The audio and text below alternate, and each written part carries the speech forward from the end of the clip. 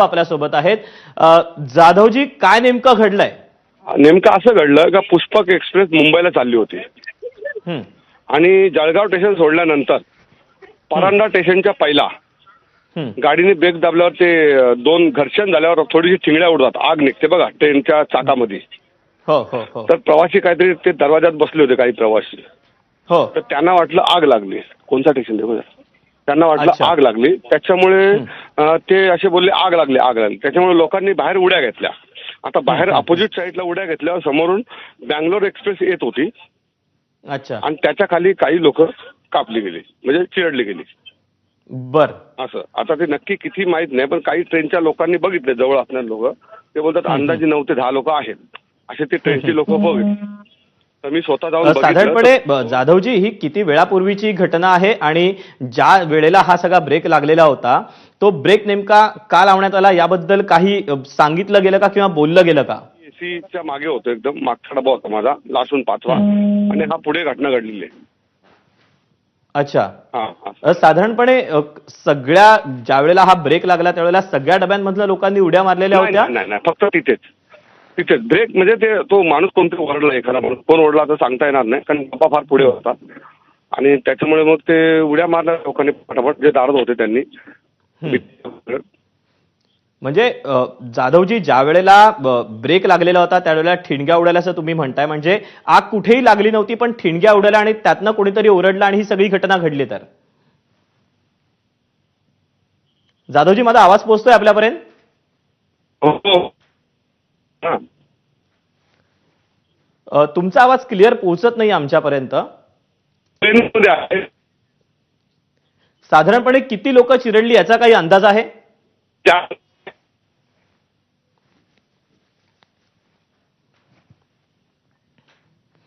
आणि या ठिकाणी आता रेल्वे प्रशासनाचे कोणी मंडळी पोहोचलेली आहेत का किंवा स्थानिक प्रशासनाचं कोणी पोहोचलंय का?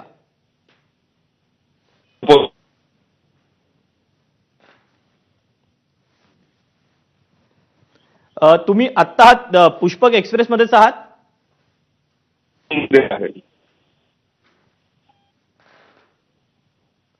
जाधवजी, तुम्ही स्वतः आता पुष्पक एक्सप्रेस मध्येच आहात?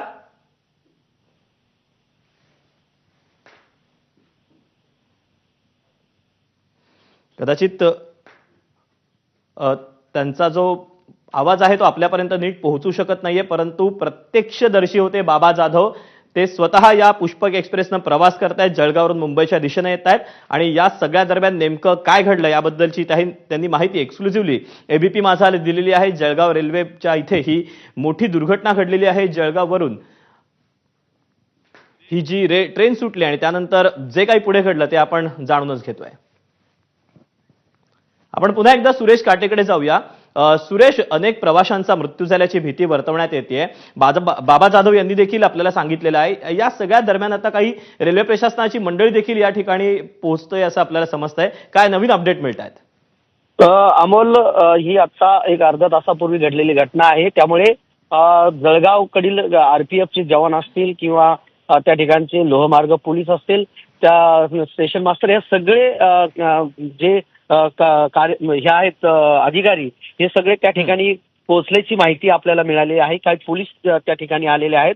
मात्र किती लोक या बेंगलोर एक्सप्रेस खाली चिरडले गेलेले आहेत याची माहिती आपल्याला मिळू शकलेली नाही. मात्र प्रत्यक्षदर्शीने जी माहिती दिलेली आहे त्यामध्ये त्यांनी त्यांच्या जवळ स्वतः त्यांनी काही व्हिडिओ काढलेले आहेत. त्यामध्ये 2 जण चिरडल्याची त्यांच्या व्हिडिओमध्ये ते सगळं काही झालेलं आहे. मात्र किती लोक होती, काय परिस्थिती आता सध्या त्या ठिकाणी सुरू आहे, ही माहिती आपल्याला मिळू शकली नाही. मात्र रेल्वे प्रशासन जे आहे ते त्या ठिकाणी आल्याची माहिती आपल्याला आता मिळत आहे. अमोल, सुरेश, या सगळ्यामध्ये बंगळुरू एक्सप्रेस जी होती ती विरुद्ध दिशेनं येत होती असं देखील समजतं आहे आणि यामध्ये साधारणपणे गुलाबराव पाटील जे पालकमंत्री आहेत त्यांनी सांगितलं की आपल्याला 5 ते 6 जण चिरडले, पण नेमका आकडा अद्यापही समोर येऊ शकला नाही. त्यामुळे कदाचित आकडा वाढू शकतो. नक्कीच अमोल, खरं पाहिलं तर पुष्पक एक्सप्रेस ही निघालेली होती आणि त्याच्या समोरून बेंगलोर एक्सप्रेस येत होती. या समोरासमोर गाड्या अशा झाल्या होत्या वेगवेगळ्या ट्रॅकवरती. मात्र आग लागली असं ज्यावेळेस काही प्रवाशांनी बोललं त्यावेळेस त्या बोगीमध्ये असलेले प्रवासी जे आहेत चालू एक्सप्रेस मधून त्यांनी उड्या मारलेल्या आहेत आणि समोरून अचानक बेंगलोर एक्सप्रेस आली आणि त्याखाली हे चिरडले गेलेले आहेत. नेमकं किती प्रवासी असतील याचा अंदाज आपल्याला समजू शकलेला नाही, मात्र आकडा वाढण्याची शक्यता आहे. जसं गुलाबराव पाटील यांनी सांगितलेली माहिती आहे की 5 ते 6 जण आहेत, त्यामध्ये कदाचित जास्तही असू शकतात, कारण की अचानकच हे सगळं घडलेलं आहे. अचानकच प्रवाशांनी त्या बोगीमधून उड्या मारलेल्या आहेत आणि स्वतःचा जीव वाचवण्यासाठी ते सैरावैरा धावत होते. मात्र अचानक समोरून येणारी जी बेंगलोर एक्सप्रेस होती तिच्या खाली हे चिरडले आहेत. त्यामुळे नेमका आकडा किती आहे हा समजू शकलेला नाहीये, मात्र हा आकडा वाढण्याची शक्यताही नाकारता येत नाही. अमोल, साधारणपणे किती वेळ झाला ही सगळी दुर्घटना घडून? अमोल, जवळपास 30 मिनिटापेक्षाही जास्त काळ झाल्याची माहिती आपल्याला मिळते, कारण की प्रत्यक्षदर्शी त्याच ठिकाणी होते, त्यांनी आपल्याला ही सगळी माहिती दिलेली आहे.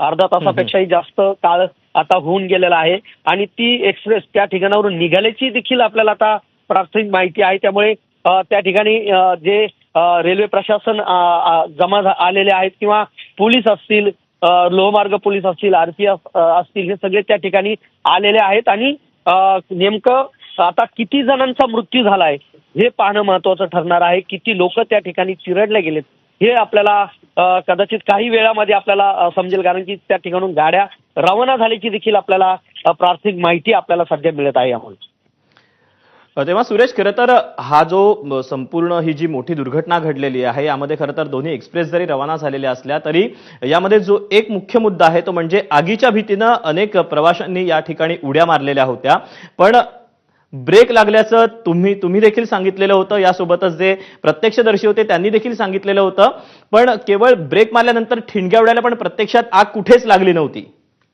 बरोबर आहे दीपक. जर पाहिलं तर जे प्रवासी दारामध्ये बसलेले जे बोगीच्या आणि त्या दरवाजामध्ये बसल्याच्या नंतर ब्रेक लागलं आणि त्या ठिकाणी काही आग निघल्याचं त्यांना दिसलं त्या ठिकाणी आणि त्यांनी त्या ठिकाणी आरडाओरडा केला. सुरेश, मी तुला थोडंसं थांबवतोय. जिल्हाधिकारी आपल्या सोबत आहेत, आयुष प्रसाद जिल्हाधिकारी या जळगावचे आपल्या सोबत आहेत. आयुष प्रसादजी, काय नेमकं घडलेलं आहे जळगावमध्ये? 20 मिनिट पूर्वी अशी एक माहिती आपल्याला सेंट्रल रेल्वेच्या कंट्रोल रूम कडून प्राप्त झाली की